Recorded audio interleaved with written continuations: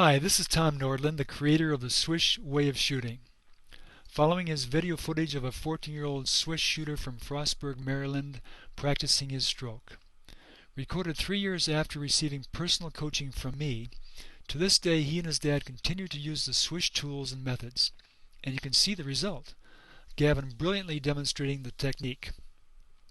Watch the effortlessness, the consistency, the beauty of this kind of shooting.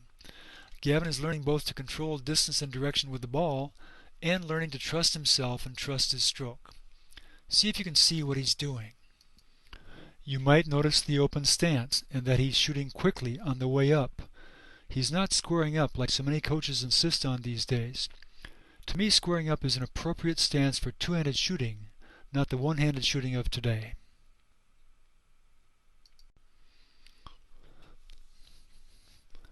See how the release is a simple, repeatable, and very accurate motion. Can you figure out how he controls distance?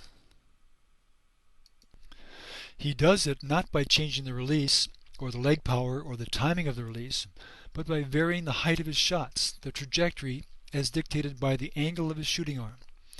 It's a last instant decision he's making.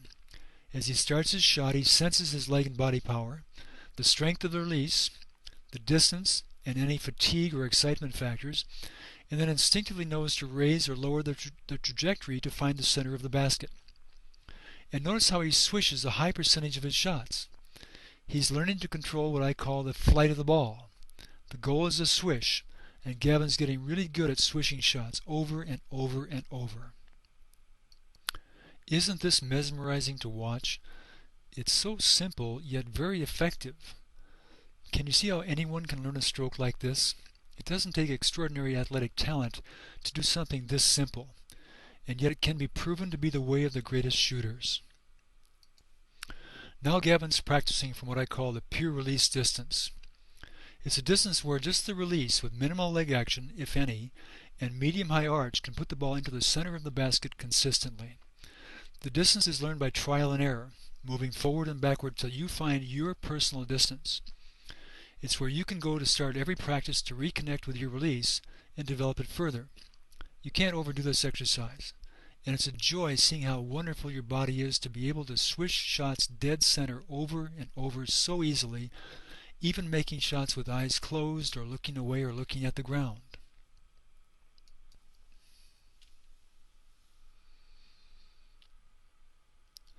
Now Gavin's at the free throw line performing the same release, but now with more leg power. Free throws, set shots, and jumpers can all basically be the same motion.